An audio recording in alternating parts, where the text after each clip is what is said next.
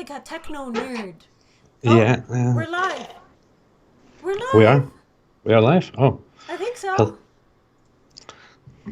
Can you guys thumbs up if you can see and hear and all the senses are working?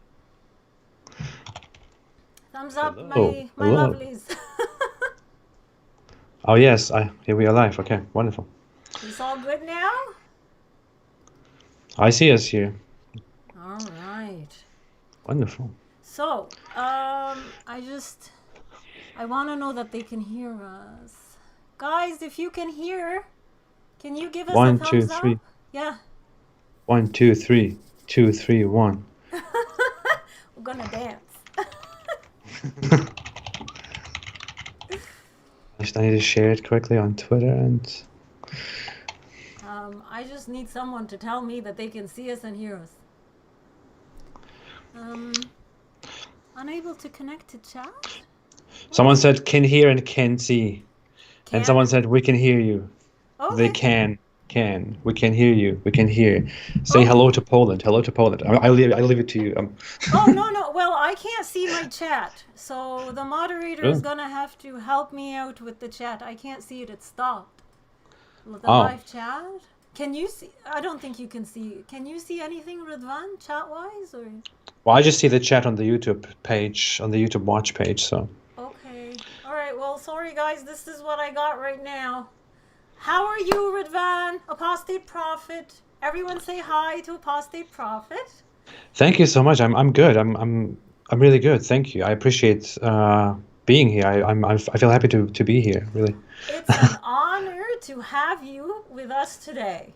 Thank you so Now, much. How are you? well, it's crazy. It's crazy around the world right now. It's crazy in my part. Okay.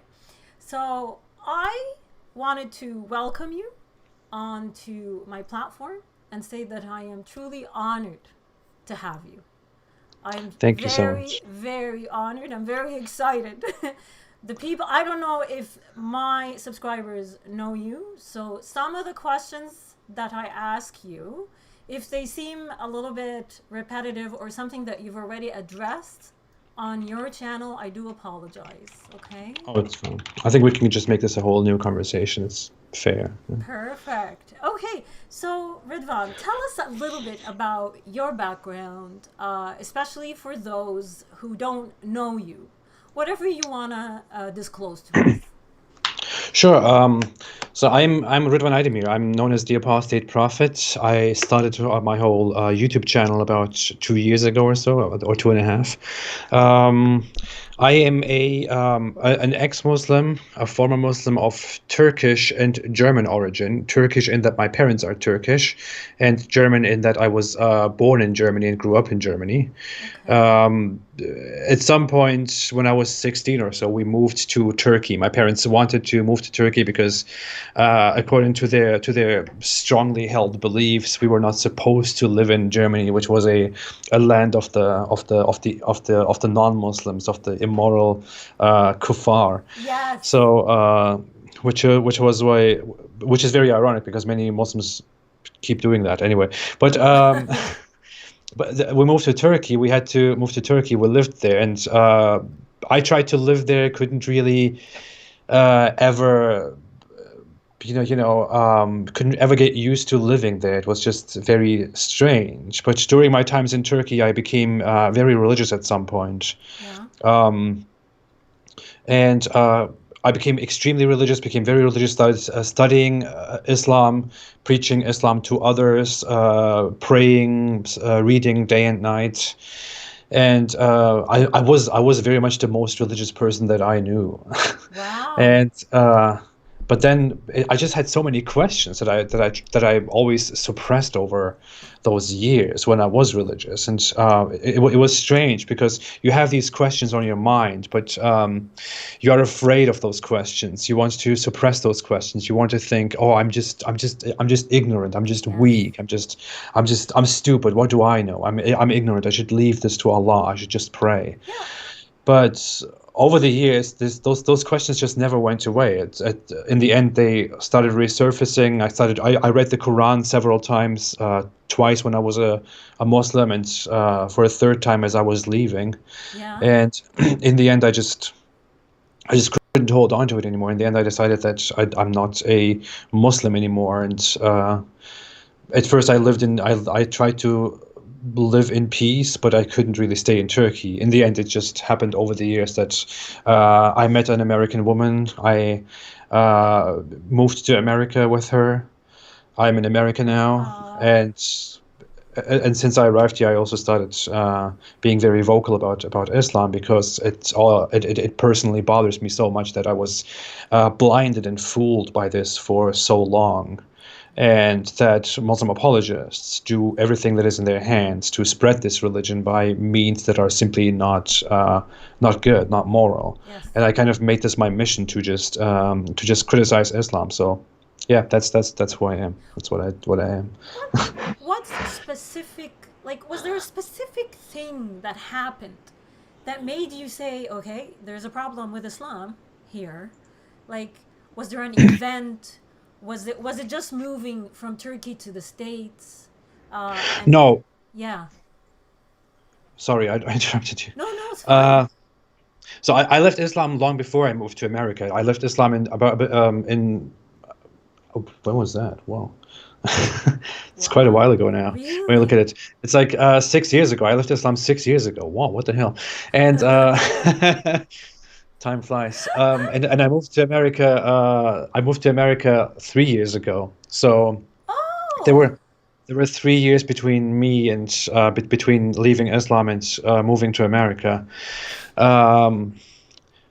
But the thing is, I don't know, when you ask what exactly was there, what exactly triggered leaving Islam, there were just so many things. I mean, for one, it was how Islam was so twisted in a moral sense, you know. I grew up in Germany, and I always appreciated, always loved the German culture and how we are in Germany.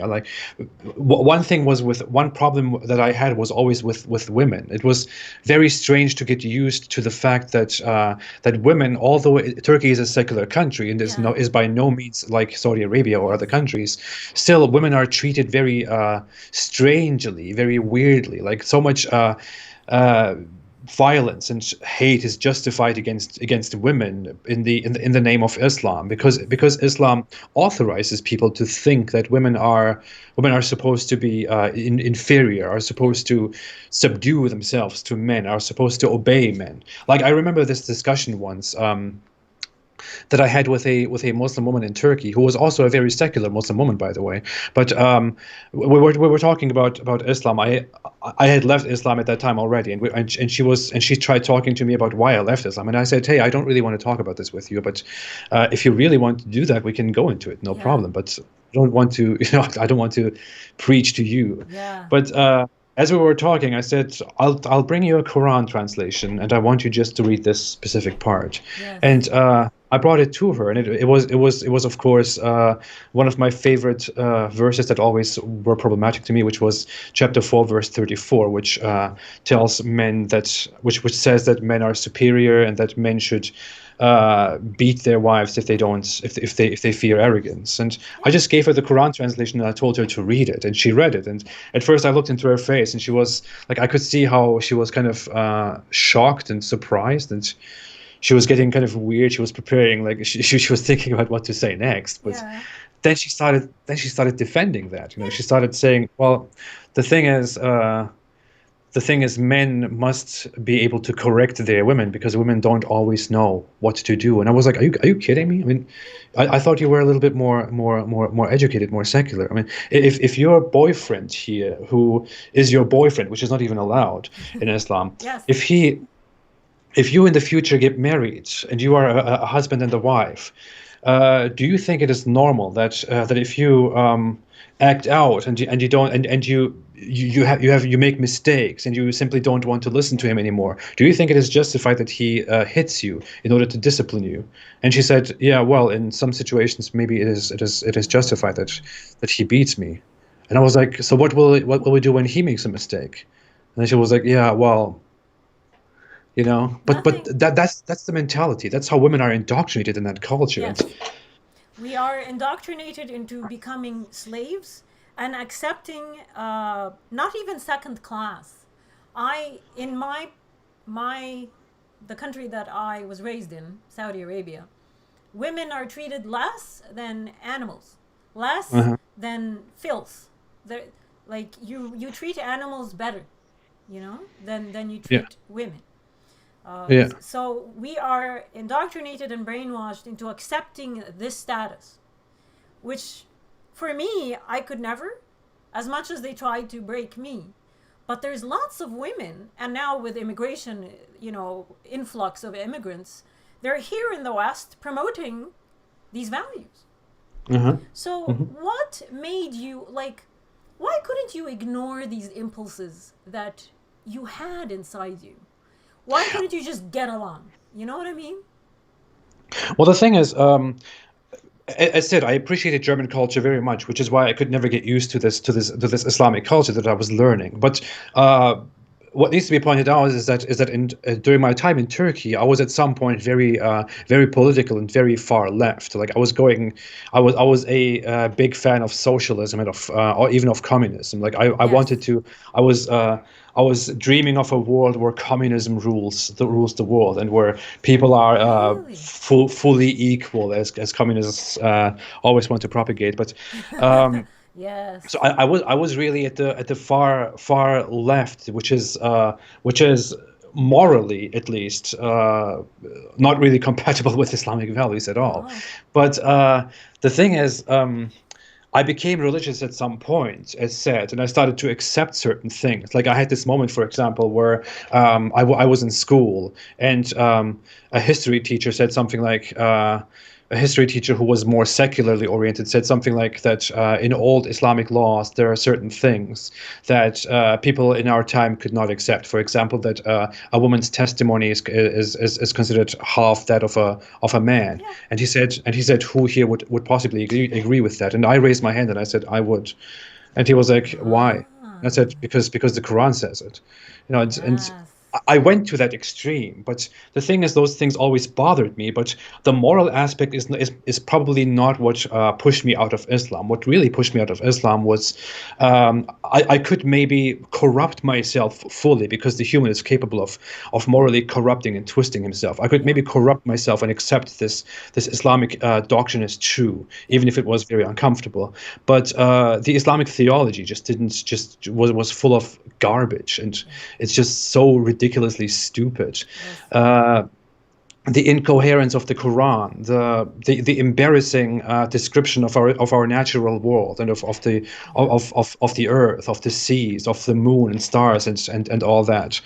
How Muhammad's declaration as the final prophet doesn't make any sense. How the Kaaba cannot be found in Christianity and Judaism, although Islam claims that it was Allah's most favorite building, and Allah was also the same God who sent the Bible, and who sent the Bible. So these big inconsistencies just didn't make sense, and I couldn't ever stop myself from questioning and questioning and questioning until I really couldn't justify my belief in Islam any longer, because it was just incoherent and Yeah. illogical. Yeah. That's because you're a moral and an ethical human being, and you couldn't sustain the lies and lie to your own self anymore. Yeah, yeah, and yeah, but really, as said, the logic of Islam, you could endlessly argue. I'm an atheist now. I don't believe in any religion, and I could endlessly argue about how I think religions are wrong, and believing in a God doesn't make much sense. But I don't necessarily have a problem with that categorically. But when I look at Islam, for example, Islam has not only a very wicked morality, it has also an incredibly stupid, incredibly absurd theological foundation and scripture. It is ridiculous. It's really very strange that people in the 21st century still believe that this religion tells them the truth. It's crazy, which is why I need to go out there and just and tell more about it. Thank you for doing exactly that. And that actually leads Thank you. to my next question. Outside of your platform, have you been, like, your activism? have you been able to warn people outside of your platforms? And if you have, how did it go? Well, I didn't really get active outside of this. I mean, I usually I just do it online. As far as I have gone so far, I don't really want to talk outside of this to people privately about this whole stuff. Only really, if someone asks me, I want to tell them. If they don't ask me, I don't really want to approach anybody about this issue at all, because I also feel like doing this as a form of activism and almost as a job Yes. is so stressful, and gets me sometimes in such a dark place that I'm dealing Yes. with this stuff that I don't really want that to also take over my private life, which I Absolutely. would rather I would rather spend doing good stuff, Yes. studying or just having friendly discussions and stuff like that. Yes. I know exactly what you mean. Now, for me personally, I'm very it burns me. Islam burned me in my previous life. So I can't. I try for the most part to separate my online activism from from my world here, my life. But I've reached a point where in Canada the brainwashing with Islam, because of the push and because of our politicians, Mm-hmm. I reached a point where I can't anymore. Like I'm very open and very vocal outside of my platforms. I've lost, I want to say, pretty much all my friends. Have Mm-hmm. you struggled with this? Have people shunned you, regardless family or not? Do you find, Yes. yeah, you've Yes. lost Yes. friendships? Well, I do. I was just thinking about this yesterday. I sometimes even think of just sitting here and making a video about that, or having a live stream about that. But then I feel like it's just I would just be sharing my depression. But it's kind of sad. I mean, there are so many people who don't want to talk to me any longer, and that I grew up with, who are relatives that I grew up with, or who are friends that I've known forever. People that just want to avoid me, that don't tell it to me directly, but you can just see it. Or some people who have directly completely cut off all contact, just because I'm doing what I'm doing. Of course, there's also the issue with how your relationship goes on with your family. Yes. Even if they don't fully shun you and reject you and throw you away completely, it just it is just so visibly damaged your relationship that you have with them because of this, just because of what's going on here.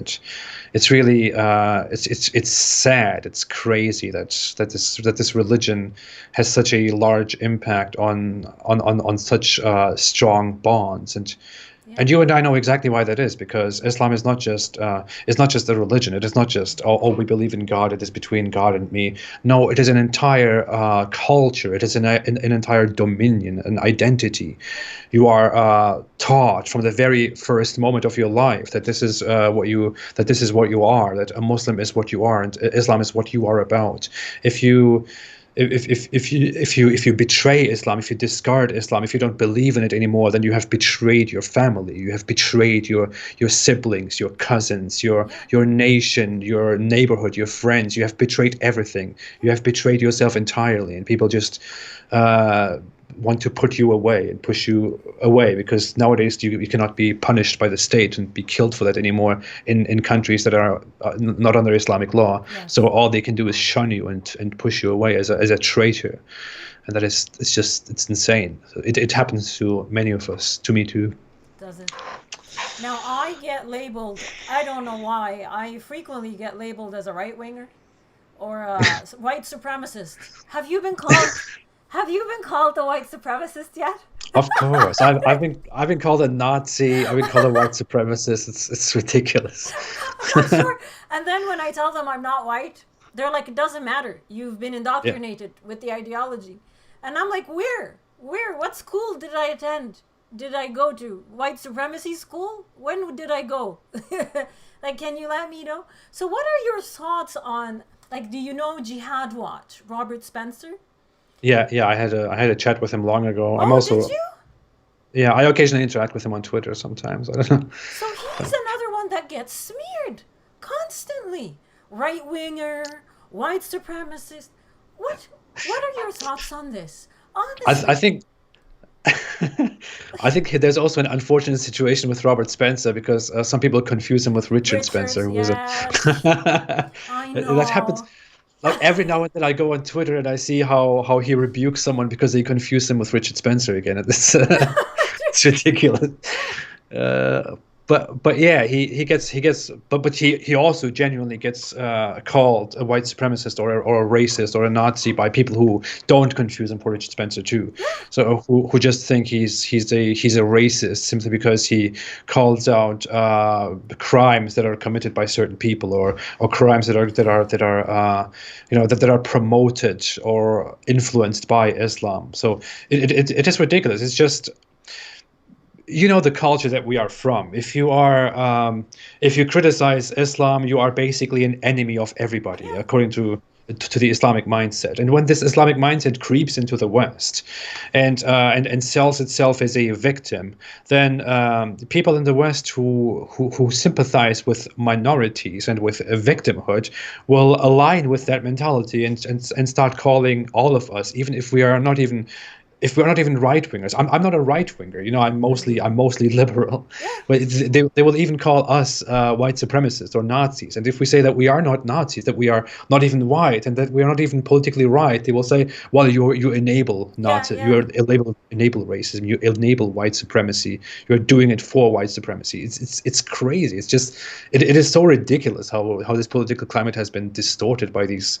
strange labels and accusations. And I it, think it's also the fault of Muslims are Muslims tend to complain very loudly because they are very oh sensitive when yeah, it comes to being their religion being criticized, and I understand that.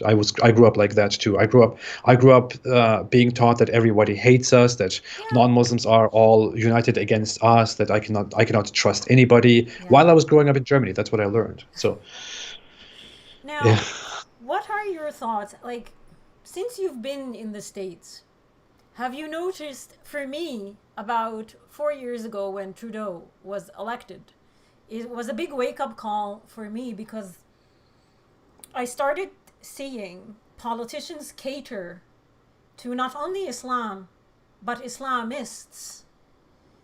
Uh-huh. And I literally saw political entryism happen in front of me into our government and into our various political parties.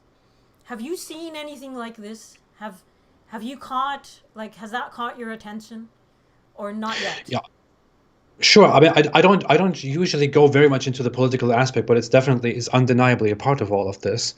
And I think here in North America we are still much better off than over there in Europe, for Oh example. yeah. But I mean, you have many such incidents, many such cases in Europe, for example, where Islamic organizations, Islamist groups or parties have started to influence the politics and started to influence the socio-political discourse.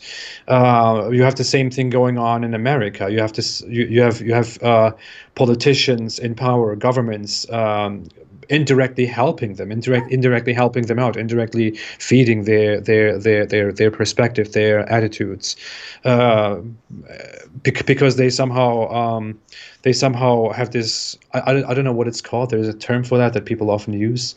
Um, Bigotry of low expectations, or is Yes. that, is that, is I that what it's just called? did Yeah, a video on that yeah, topic. yeah, yeah. Tell me what you think about that. Like when you hear things like, for me, one of the most infuriating things. Like I can't. Like sometimes I have to drop everything and walk away when I hear this word because I know I'm gonna fly off the handle. Is the hijab is the women's choice. Women's choice. Women choose it. Because for me, the way I see this word, it like they don't want to deal with it. They don't, and I also see that like in Canada here when they say this about Muslim women, I almost feel like they see us as dumb and stupid, and let's just Uh-huh. say this so that everyone will believe us, and then we don't have to deal with educating anyone or helping anyone, and we'll just keep them this way, you know. We don't want to deal with it. Let's keep them just the way they are. It's Yeah, their yeah, yeah. choice. What do you think about this? Well, it reminds me of an incident that happened with Ilana Maher in America. Oh, Ilana Maher, who is a congresswoman, yes, yes. when she did this controversial commentary on the Jews that influence American politics. Where she accused them of being Yes, of dual loyalty and stuff like that. yes. Uh, it was, I think, Nancy Pelosi who said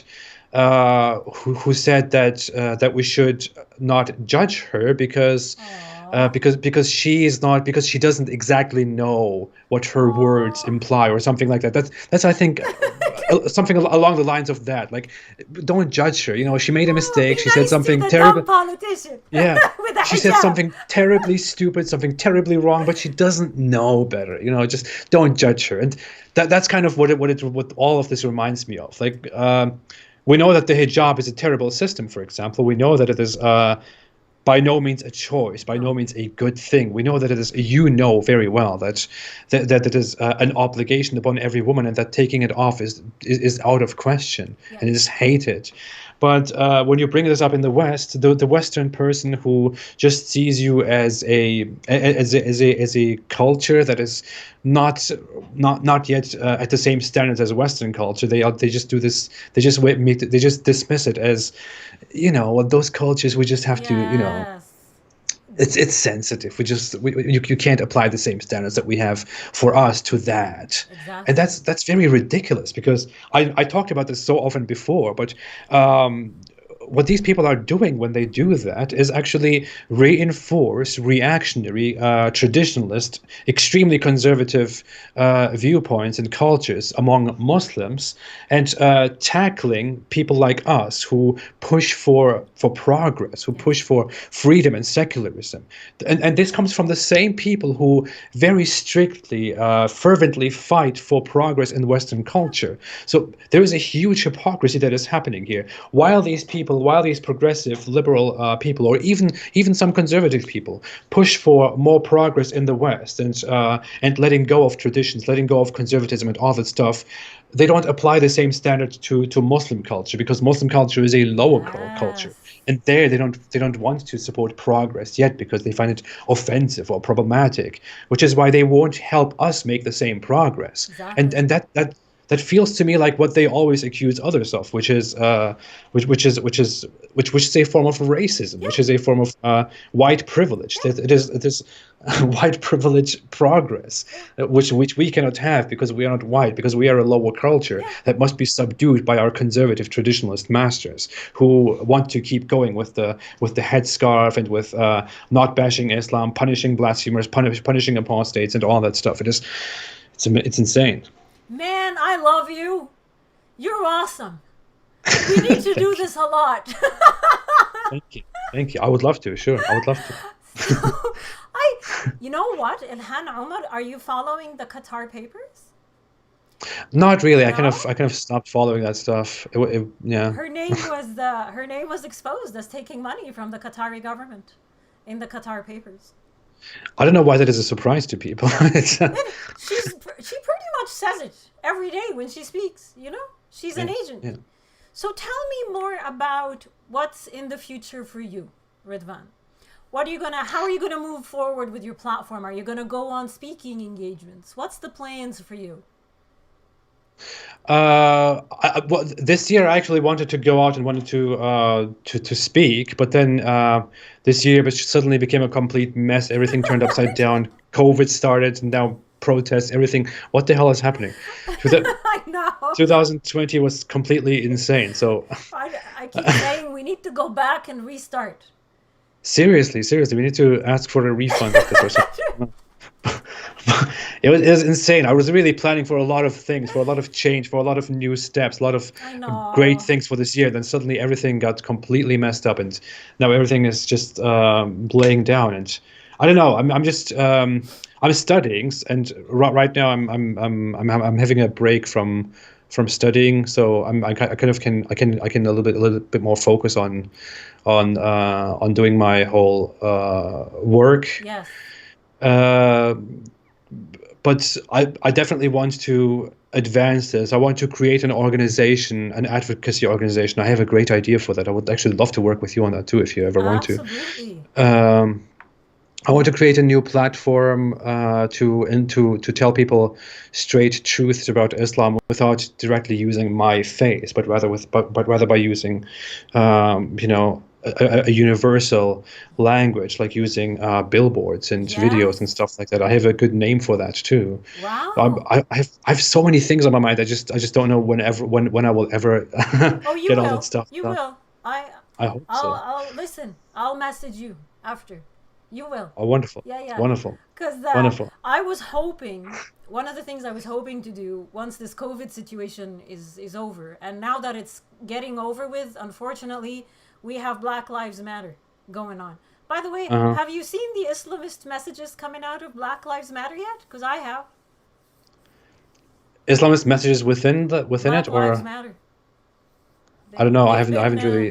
been infiltrated from what I'm seeing. They're Yeah, I see that certain Islamist people are trying to take advantage of the yes. situation, which is very ridiculous considering that Saudi Arabia abolished slavery only 50 years ago or so, and many of the Muslim world was the same. Well, So they're still. Where was it? The African slave trade in Libya is a yeah, very alive and very well. yeah, there are still incidents going on. People are not aware of this. Yeah, Even many people who are on the same page as we are, and who are yeah, who don't like Islam, who want to call it out. Many people are seriously not aware of this. But the Islamic slave trade, the Arab slave trade, or also called the trans-Saharan slave trade, for example, which was majorly led by Arabs, majorly by Muslims, yeah, and the slaves were vastly black Africans. That slave trade started long before the transatlantic slave trade yes, and ended long after the transatlantic slave trade. In fact, many historians argue that the transatlantic slave trade to Europe and America was influenced or was an offshoot of the Arab slave trade, and the Arab slave trade was only abolished was only ended several decades ago, yeah. and is partially still going on. Oh So yeah, the Arab empires and Islamic empires had this had the biggest longest lasting slave trade in the world. And as we are talking about slavery, about the transatlantic slave trade and racism in America and racism in Europe, no one ever wants to see that. People in the Arab world, black people in the Arab world, you probably know, are still yes. called abid, for example, which Apt. is Yes. abd, which stands for Yeah. slave. That's Black people are called slave. That In is. other African cultures, in other Muslim African cultures, they're called kafir, for example, which Yes. is also which stands for infidel. And the Yes. black people is infidel because according to the old Islamic mentality, it was seen that black people are shouldn't be approached and converted to Islam because they're naturally lower and are Yes. slaves. And that is what's still going on today, and nobody ever Yeah. focuses on this. Nobody ever remembers this. We're just focusing on the racism in the West, which is a joke compared to that. Well, there's more slaves alive today than there were ever throughout the history of slavery in the United Hmm. States. But the Hmm. media, unfortunately, the media has become, I don't know what the media has become, a monster, some sort of parasite. And people Yeah, love mainstream media. You know, it yeah, has so yeah, much power and influence. And whenever it puts one thing, in front of people, yeah, they react. So yeah, it's yeah, unfortunate because there's so many atrocities going in the Middle East, in Middle Eastern countries, in North Africa, and mum's the word. The girls in England that have been raped in mass for how long? yeah, How many yeah. years? Where is the outrage?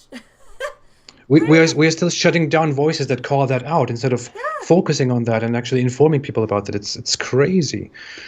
there's an imbalance in the world right now, and I feel like people like you and me, we have a big weight on our shoulders because we are part of correcting this imbalance.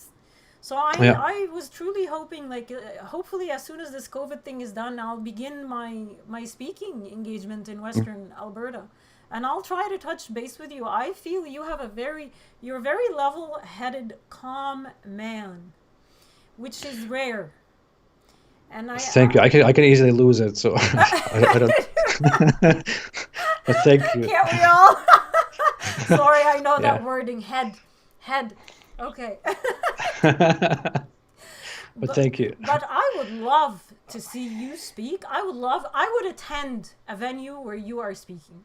I really would. Oh, I would do the same for you. I would definitely support that. Oh Yeah. wow, you're Thank you. such Thank a you. lovely man.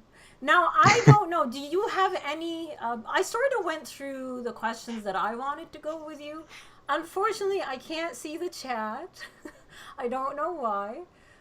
The live chat is just frozen on my end, so you can feel free to ask questions or tell us whatever things you have weighing on your heart.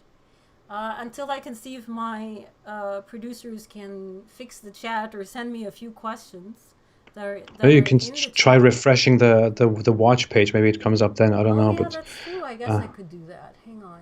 yeah. I'm gonna try it. See what happens. It happens to me too sometimes. Does it? Like it's just frozen. I can't see anything. Is your channel not monetized? It is. It is, but sometimes they decide that I'm not worthy of money. You don't have a super chat function here, but There's no super chat?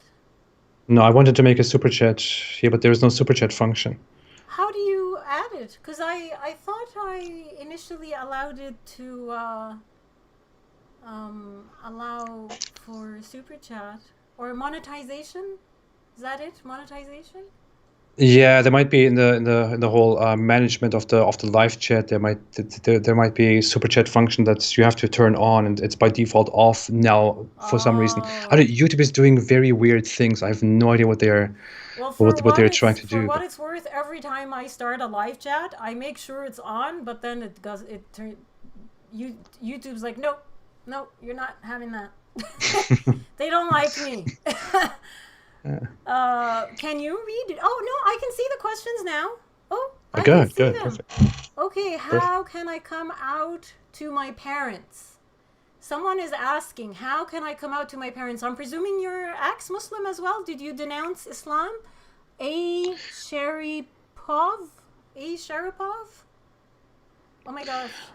How did you come out? Did you come out to your parents, Ridvan? It was very strange for me. I was very religious. My parents were very happy with that for quite a long time. Then I went to the military and I came back. I was already my faith was shaking. Yes. Then I moved away because I didn't want to live close to my parents at that time. I wanted to work, do my own stuff. And at that time I started really seriously questioning, and I left Islam, but I didn't tell them for a while because I kind of thought, why would I need to tell them anyways? Like, it's not that important. But then later I started becoming active. I created the YouTube channel, and they still didn't see it for like a year or two. Yeah. And then I planned a trip to visit them to Turkey, and I thought I'm going to tell them now when I arrive. Yeah. And guess what happened? One day before I arrived, they found out that I left Islam, and I have this YouTube channel now. So, so you couldn't break it to them easy. Oh, what a shame. no, they already knew it. They were very weird. Very I could see their faces. They were sad, disappointed with me, but they were trying to hide it. But then I started talking to them, and they told me that they already know. And we had a big, very, very difficult conversation, and I don't know, just it's still fresh. It was half a year ago or so, and it's. No, I understand. How did leaving Islam affect your dating life? Now, I know you're in a committed relationship. It sounds like it anyway. But did you find your sex life or your love life or your dating life change when you mentally at least decided, okay, I'm not following this ideology anymore? Well, people go through strange things when they suddenly leave a religion that is so repressive. Yes. And I was very I was very keen on following the Islamic sense of morality when it comes to that stuff, even when I wasn't very religious. Because even when I wasn't very religious, I was still kind of respectful and trying to live by the standards, by the high moral standards of the Islamic religion. Yeah. And I always felt kind of repressed and weird by the insane sexual repression that Islam Yes. has. Um, so when I left Islam, I started experimenting with my mind on how, you know. So was the repression entirely wrong? Was it Yes. right? What should I go now? Should I go out and enjoy the world now? So it was it's weird. I didn't eventually do all the funny weird stuff that I thought What's I the could. funny weird stuff? You I don't don't have know. to say. Just fully sexually exploring the world. I I love didn't it. I didn't eventually do that. No? Oh, come I just on. started having quite relaxed interactions with women, relationships. Started going to parties and Good. drinking, having a lot of fun, and just such occasions and interactions. But it didn't last very long until I kind of calmed down from that big break and and started gathering myself and having normal relationships. You got it But all out of your system. I didn't actually. I No? didn't. I don't know. I don't know. I never really went very far with it. No? I don't know. When you were like Muslim, devout, Uh-huh. were you dating a lot? Or were you dating at all? When I was a Muslim, Yeah. when I was a devout Muslim, I was not. No, I fully rejected that. Okay. Uh, Before I became a very devout Muslim, I did Okay. date. When I was very devout, I completely rejected the concept of dating. It was considered haram. I always thought about how the Quran says, uh, "Do not come close to zina," which is Yes. unlawful sexual intercourse. And I always thought it says, "Do not come close to zina," which means which doesn't just mean don't do it. It means completely Okay. stay away from the entire concept of it. So Yes. I rejected that as a concept entirely. Okay. Only toward the ends of my religiosity, I started having a close relationship with a girl that I occasionally just befriended because I thought she was alone and she was a good person and I could befriend her and could help her. I also knew that she had problems in her life. She had mental problems and stuff like that. And then for some reason I started having a relationship with her for quite a long time. And Oh yeah. yeah, that's kind of how I got into it after I left Islam. Oh But wow. yeah, um, It's interesting because I guess the term that is this like Islamists are, in my opinion, incels. Like they avoid women. But it's hysterical because in Saudi Arabia they hate women so much, but they're secretly obsessed with us. You know, like of course. I can tell you so many stories. Like they are the ones, these Islamists, that would give their wives STDs. Yeah, yeah. And AIDS. I have visuals when I used to rotate through the hospitals in Saudi Arabia. Women, like, they would get rid of the woman because she developed AIDS from her husband. They would throw her in the hospital. She becomes hospital property. Little girls, same thing. It's the men who did I have to tell this. you, it's really I want to be careful with how I say this often because it's just a very sensitive issue. I want to talk about this lengthily sometime. I would love to talk about sexual frustration in Yes. Islam and among Islamic individuals and Islamic men. But it is really you can't believe as an outsider or even as a woman, you cannot believe how Islam makes you crazy and insane with when it comes to sex and how Muslim men, even religious Muslim men, become extremely sexually obsessed and frustrated with men. It's Yes. crazy, and it's kind of also a normal psychological process because what happens is that you are in this within this religion which is so extremely authoritarian, so tyrannical that it controls your brain, your mind, your every aspect of life, your every moment, your every thought and every word, and it it constantly teaches you that you will get virgins in heaven, and that Eh, and that's it constantly talks about how having sex with women is like this awesome thing for men. Of course, never from a woman's oh no, perspective, nobody only from a cares. man's Nobody cares perspective. about it. And they're Yeah, virgins, all of them. Have you now? yeah, You yeah. guys don't lose your virginity. We do. Painful. And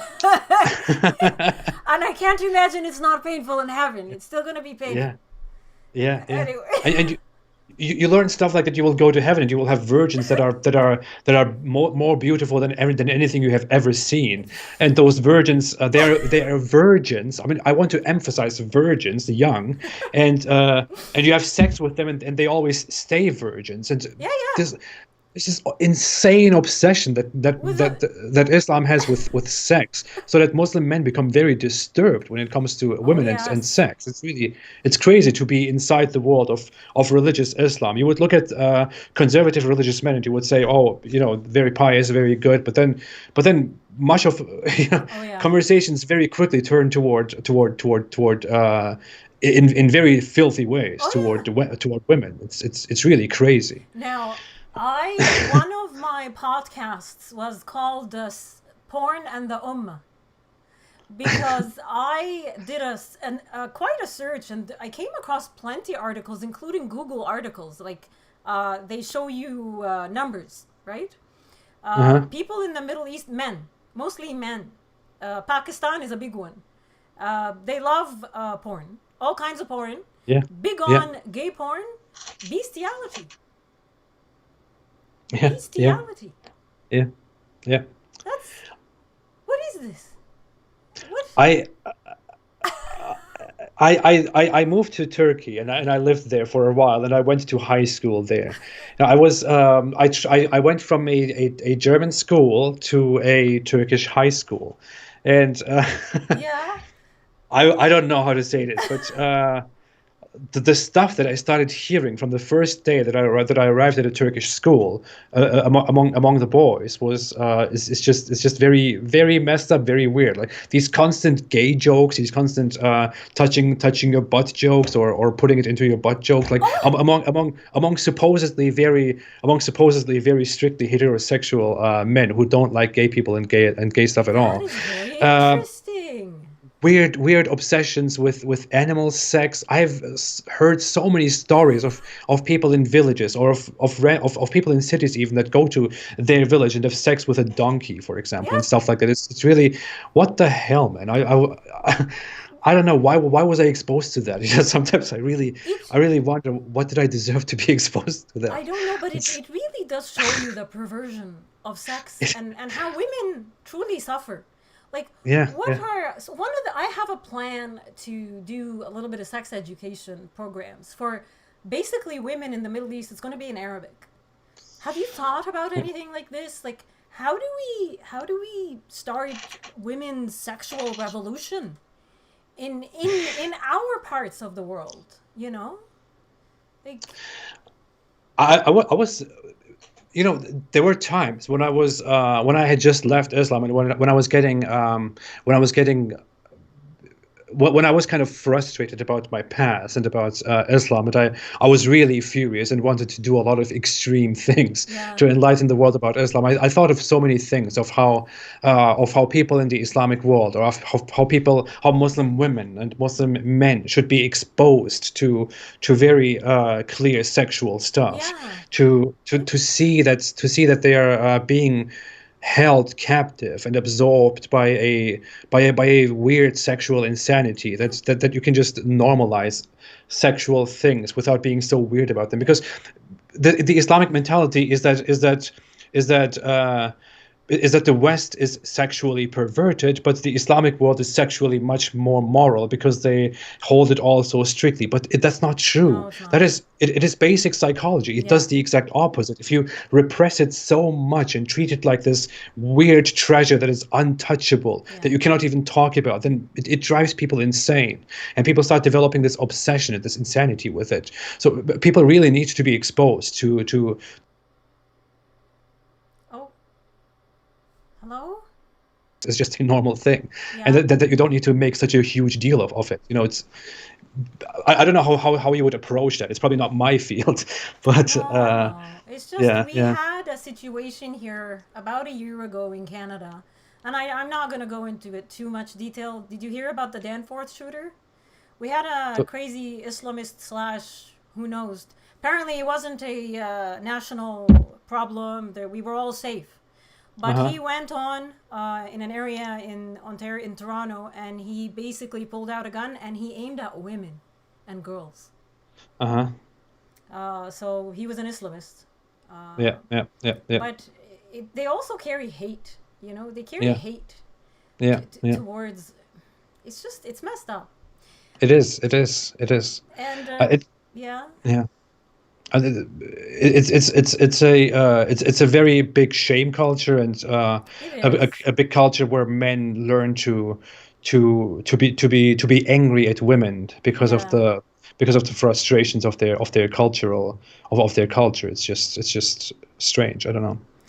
All right, I want to read another question. There's a couple here. What is this one? It says, "What kind of reaction have you guys both gotten from other ex-Muslims for speaking against Islamists in the West and the threat of Islamization?" From Muslims and ex-Muslims? What kind of What did you from say? other ex-Muslims? From other ex-Muslims? Oh, Yeah. um, well, I don't know. Ex-Muslims are very different. I mean, there is a huge variety of ex-Muslims that have completely different views. There are some who are politically very left. Some are kind of center left. Some are big centrists. Others are very far right. Others are normally Yes. right. So it's really a huge spectrum of people that are, and you know, nothing really. Nothing really holds them together except the fact that they have all left Islam. Of course, we are all completely different people. Yes. As such, I occasionally receive feedbacks from people that are further on the left who say stuff like, "Oh, he's just a bigot, he's a racist, he's a right winger darling," and stuff like that. Whereas I get stuff from very right-wing oriented people who think that I am too soft. So it's really, you can never satisfy all of them. And I kind of just try to look at the ex-Muslim as less of as less an identity and more as just something that happened in your history, in your past, Yeah. which is why I don't really care about what Yeah. most ex-Muslims think of what I do. Good. Uh, Although Good. I like to support them, I like to appreciate them, I like to spread their voices too, just because they left Islam. Yes. But we are all different, so That's exactly true. Individualism, right? yeah, yeah. All right. What other questions do we have? I don't see questions. Any questions, guys, for Ridvan? God, I need glasses. I need glasses. How's your vision? Mine is good. I was Is always it? Yeah, my vision was always my ears are not that good, but my vision was always Oh, always really? exceptional. So. Well, if there's somebody here, Sarah Ash. I am ex-Muslim, and I agree everything that you both said. We can agree to disagree. Thanks for both what you do. You're welcome. I listen. We agree Thank to you. disagree should be the default. Yeah. This cancel culture, I don't know what this is.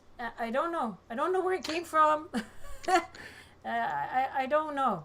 Like, It's just a weird pop culture thing. I think it has like it is very minimally intellectual. It is just something it's that awful. people do who should stick to just making fashion commentary and stuff like that. It's not That's really true. it's not something that should be held in a proper world where people think and where free thought and where using your mind is valued. If people can freely think and can freely use their minds, they can say things that many people disagree with, that even most people disagree with, that maybe nobody likes, but we should still be able to say things. We should Yes. be able to explore thoughts. No one should be canceled for something that No. they stand for, something that they say. That's a very weird culture, very weird attitude. And people make mistakes, people change, people Yes. can be perfect today and be horrible tomorrow, or horrible today and perfect tomorrow. It's just This We are is, all minds. Let us be. which is why when somebody goes and digs into your history from 20 years ago, and they bring it and put it in front of you, and they're like, Yeah. you said this, you need to apologize. No, I'm not going to apologize because I'm not the same person 20 years ago. Yeah. Completely I different know very person. well. I said horrible things. Yeah, same. I, I mean, 10 You know? years ago, I said very terrible things, and I now think that they are terrible things. Yeah. I don't hold on to them anymore, evidently. So you cannot judge me by that. And even if I say something terrible today, I could change my mind tomorrow. That's how the Tomorrow. human mind works. That's how we work. Listen, don't get me started. Here's another question. Is it true that gay sex is more available in Saudi? Because here are no women available? I know it happens in Afghanistan and Pakistan. The Huh. the topic of Afghanistan and Pakistan is a very sensitive and a very disgusting one that I don't even want to get into, where Yeah? people have a thing with boys and stuff like that. Oh my It's, gosh. I don't know. I don't. It makes my stomach turn. I don't want to talk about it without having the full knowledge of it, and Okay. I don't know, No, without that's being fine. prepared. But There's another one, Stanley Burge something. Why Muslim being taken advantage by clerics and imams inciting fear and damnation? I think what he's trying to say is, now I've noticed this, and I don't know if you've seen it as well.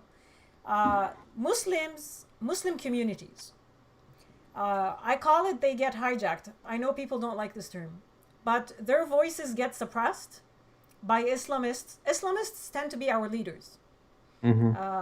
Islamists have high voices, loud voices. They collectivize Muslims and they speak on their behalf. yeah. What do you think about this? Would you agree? Is this an issue? Is this a problem right now? That they say, oh, we are the Muslims, but they're not Muslims. You're not speaking as a Muslim. You are an Islamist, and you're hijacking the voice of Muslims.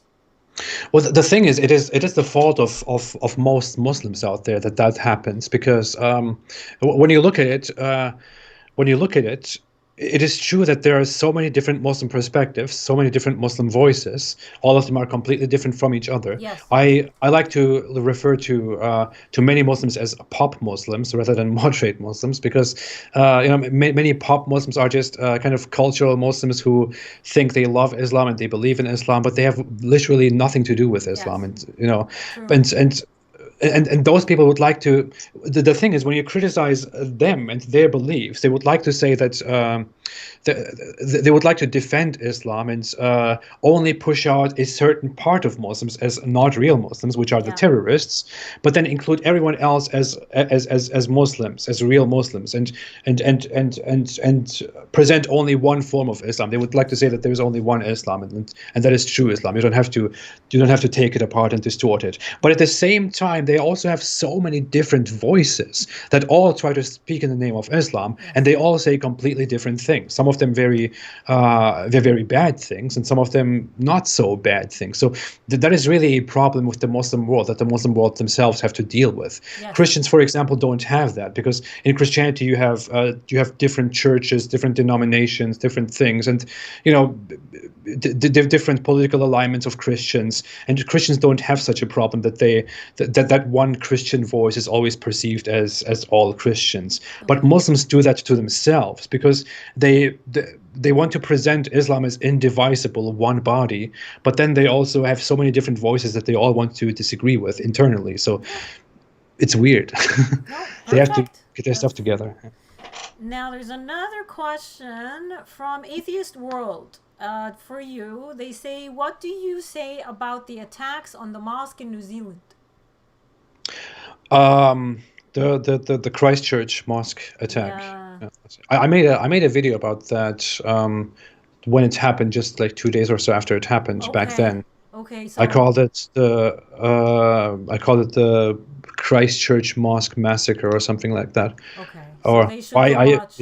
yeah. Or I even called it. I think I even called it the Christchurch Massacre Blame Game or something like that.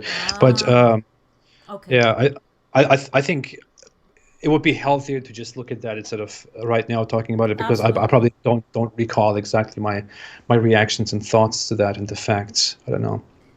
What's this? Hussein Jafar, Western countries will be. Oh, here you go, guys. Here's your enemy. Right here. He's saying Western countries will be an Islamic majority. You see. Yeah. So Yeah. I get every now. Do you get this in your live streams? Of course I Islamists. do. Yeah, of Yeah. course I do. Of course I do. Anyway, it's nice to have them here so the lefties can see. Yeah, Yeah. I want to say a few things about that very briefly. Yeah. I, I I usually sound more optimistic when it comes to the Islamization of the West or the Islamic conquest of the West. Yeah. Um, the thing is, I don't believe that the West will ever be dominated by Islam, or that the West will ever be converted to Islam, or will ever be Islamic. I just don't think that's a reasonable scenario in any way, no matter how you want to look at it. Even if you want to be a doomer and want to say that this is what will happen and we will all be doomed, I don't think that will happen because, first of all, I want to say with all due respect, I don't think Western people are that stupid that they would accept. That they Yeah. would accept to be dominated and ruled by Islam, or that they would accept to massively move toward Islam. I think Western people are much smarter than that. It's greatly exaggerated for good reasons, exaggerated by Muslims and exaggerated by people who fear that Islam will have some dominance on Western culture. Yeah. But I think Western people are far ahead, far beyond being dominated by Islam, which is a ridiculous force in our world. So yeah. I agree. Unfortunately for us here I have yet to do a video myself. I don't know about, like, I love watching your videos, but I haven't gone through them all. I don't know if you did anything on the rape gangs in England. But in Canada now, we have 3 confirmed. It's starting now in Canada. We have 3 girls that have been confirmed. We do have grooming gangs in Canada. And this is, for me, this is essentially why Islam will be rejected, because there's this predatory behavior by Islamists. I'm not going to say Muslim men, because I don't believe Muslim men do this, but Islamists are predators when it comes to young, especially Western girls, and this bothers me significantly. And I believe myself that as soon as we expose this, there's going to be no one wants this. No one wants this. Nobody's going to welcome this. Yeah. So No one wants it. And yeah, sorry. The thing is, Muslims today don't believe in Islam because they are lesser people or anything like that, and they don't believe in Islam because they are less intelligent or anything like that. That's not a thing. Muslims believe in Islam because not because they are convinced by Islam, because they learned and found that Islam is amazing. Muslims believe in Islam simply because Muslims were conquered. Today's Muslim cultures are descendants of cultures that were conquered by the Islamic empires, which were very aggressive. Yes. That's why Muslims today are Muslims. Yeah. And these Muslims slowly turn away from Islam. I just published a video today in which I talked about how an Islamic scholar admits that that today's youth, when they read the Quran in their own language, finally they start leaving Islam because they don't like it. They cannot make sense from that. The narrative that Islam was a fast growing religion, or the fastest growing religion, is untrue. And in a way, it is the fastest growing religion, but it's only the fastest growing religion because Islam has extremely high birth rates and very young ages, which is because many Muslim cultures are underdeveloped and promote the idea of making as many babies as possible and furthering your family and your descendants. On an intellectual level, Islam is not expanding at all. On the contrary, Islam is losing blood. People are turning away from Islam. And the average Western person doesn't want Islam. They just sympathize with Muslims as a minority. They would never turn toward Islam. Nobody in your neighborhood, nobody around us genuinely loves Islam and genuinely would love to convert to Islam. That's a fable. So Exactly. I'm very optimistic. Completely agree. One more question. Apostate Prophet, what's your thoughts on Shabir Ali admitting, I don't know who that is, admitting Quran are not well preserved and has many versions. David Wood talked about this yesterday. Oh, I don't know. I didn't see that. I know that Shabir Ali is a Muslim apologist who's Oh, is it? Okay. I didn't he's know. not quite traditional. He's a little bit how do you say that? He kind of changes the Islamic narrative a little bit, but I don't really know. I don't really know what he said, so Okay. I can't Okay. comment on. Well, guys, I don't know. What do you think? How do you feel, Ridvan? Should we start wrapping up? Sure, we can. I mean, Do you have fine. I any? would love to. If you want to go ahead, I would. I don't know. More Whatever. questions? Can you? Whatever. Oh, wait. There's one. Can you ask him what his thoughts are on 6-year-old kids who memorize the Quran? Is it a form of abuse? Oh, that aspect. I wouldn't necessarily call it abuse. It's not something that you can really point at and objectively call abuse. The thing is, I mean, the concept of memorizing it and of making children memorize the Quran in itself is not necessarily a form of abuse. What is problematic is the methods that they employ in making children memorize the Quran. Because I don't know if you have been in environments where people learn the Quran, where little kids learn the Quran, but little kids learn the Quran in Islamic culture very often by very strict education, very strict discipline. They're beaten. They're hung upside down or hanged upside down. Are beaten. Are severely punished for making simple mistakes. Are hit on the head, hit on the hands, hit on the feet. So there is a lot of abuse going on in the name of educating your children religiously, and that is justified because Muhammad said according to a report, according to a hadith, he said that you should. That you should tell your children to pray, and when they pass a certain age, you should beat your children. You should beat The your age children. of Make them pray. 7. 7, yeah, really. I don't know which yeah, might be 7.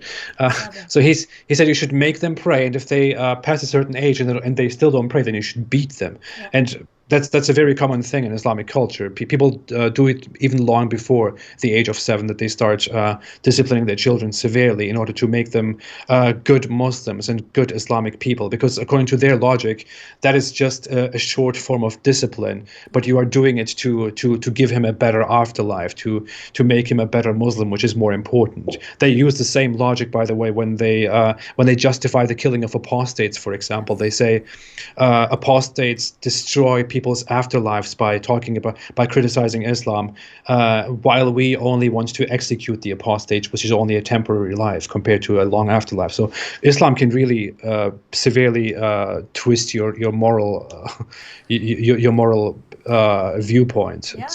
Well, this is what the people that I work with that are not from a Muslim background, I've had to explain to them the hug of death by ISIS, right? This is not just ISIS that does this. This is a concept in Islamic teachings. You do this to these people because we see them, or the Islam sees them, and the Islamists see them as they have lost their way. They are going to suffer eternally in the afterlife. So we must save them by killing them right now.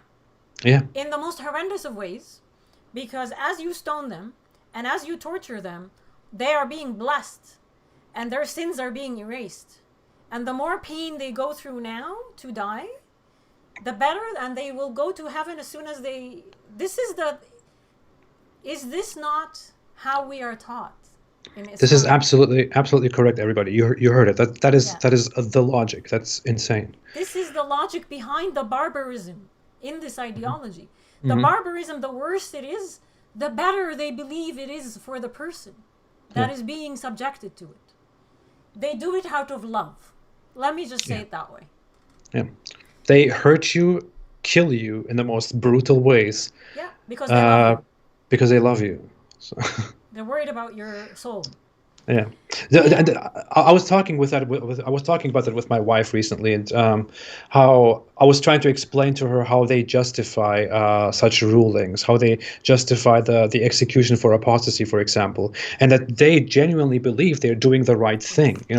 that's the problem with it. That's Yes. a problematic realization when you look at it and you realize that those people don't acknowledge that they're doing something terribly wrong and evil. They actually think that they're doing a right thing, a good thing, that they are helping, and it's insane. And they don't learn that they learn that they are doing this for your own good and for the good of other people, for the good of the masses. Yes. But that's just a very twisted concept of goodness and of love. They don't really feel the love. They just think that that is love and that is goodness, and they have to kill and hurt and be barbaric for goodness, for love. Yeah. Exactly. Another question by Magda W. Ask Apostate Prophet, how was he taught in Turkey about Ottoman history? Oh my God. The Ottoman Empire. Give us Oh a my history lesson. It is. I don't know. I don't even know where to start with that. It's Maybe another live stream for that one. I want to say just very briefly. Sure. Turks are very, very nationalist people and very patriotic people. When you grow up as a Turk, more so than many other Muslim nations, you grow up in a very, very nationalistic and patriotic fashion. And because of that, you learn, you hear the marches of the Ottoman Empire when you are a child, and how they marched with this song and these drums through Europe and stuff like that. It's so weird how you learn to sympathize and romanticize the Ottoman Empire from a very young age. Yeah. And what you also learn. The education system is supposed to be a secular education system in Turkey, but what you learn about history and the Ottoman Empire is that literally, I was there in school and I was looking at the entire history that we learn about the Ottoman Empire, and you don't learn a single thing that they did wrong. They didn't make a single mistake in their entire history. Yeah. Oh no. Like in Germany, for example, I learned from German schools and from Christian schools and institutions that Christians did a lot of wrong things, and Europeans that made a lot of mistakes and horrible things, and we learn about that, and we learn to not repeat those mistakes and to improve ourselves. And then you go to Turkey, and you learn in Turkey that you never did anything wrong in history. There's not a single mistake. We were perfect. I love this so much. He's so right, guys. This is it's so true. Now, there's a comment here. Andrew Brown says, you guys are actually very gracious to Muslims and Islam, considering your history with that cult. So, thank you, I guess. I mean, we're not trying to be belligerent and hateful. Our job is to educate and wake people up, right? Now, yeah, I mean, I was a Muslim myself. We were Muslims, and I try to often. Sometimes I may get very angry because we get a lot of abuse, a lot of hate from people, and sometimes I just like to introspect a little bit, to sit down and just forget about that and forgive that and just think about how I was a Muslim at some point too, and I understand where those people are coming from. I understand why they say. Even the terrible things that they say, and I try to just look over, just glance over that, and just try to, I don't know, be better. Because if I just return the hate, then what makes me better? Well, I don't know. We're not better if we do the same. Now, Yeah. I have a question for you. What's a good way for me to anger Islamists? Should I start my sex education in Arabic for women? What do you think? What's a good way? Wow. Just throw something at me. The problem with that is that that you will get that you will the reactions that you will get from that. It will be very unbearable. It will be pretty harsh. Sex and an uncovered woman. That you cannot combine that. It's the end of the world. In Arabic. Do it. Please do it. I will. I can't wait. I'm so excited. If you can handle it, do it. Oh, you know what? I love sex. I'm sorry. And I know people think I'm hitting on you. I'm not trying to embarrass you. He's married. I'm not hitting on him. I'm married. I'm a married man. He's a good married man, but he's good looking, so it's still okay to Thank say you. it. Thank you. I appreciate it. I'm so happy I'm so happy. You don't understand how happy I am that you allowed me to interview you on my channel. I'm truly blessed, and I hope that we can do this again. I Guys, am. yeah. Go ahead. Go ahead. Sorry. No, I'm just wrapping up.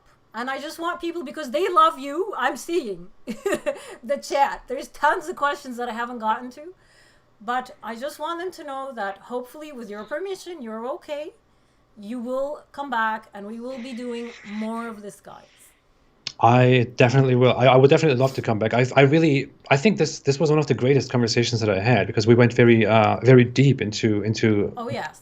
into many things, and into a psychological aspects of things, into a lot of stuff that I barely ever go into. So I really enjoyed this. I really love this. Thank you so much. I appreciate that you invited me. I'm happy to be here. I love talking to you. You're awesome, by the way. Thank you. And You're embarrassing me. Well, thank you. guys, say thank you and bye to Apostate Prophet. Hopefully we'll see him again soon. And thank you for joining us today. Oh, and thank everybody else. Thank you all so much, guys, for being here, and for the comments and everything. Now, if I you appreciate it very much. how can they support you, and what are your platforms? If you just want to throw those at us. I'm just the most active on Twitter, where my handle is Apostate Ridvan. I post there pretty much every day, a lot of stuff. And I'm also active on the biggest platform, which is YouTube, Apostate Prophet.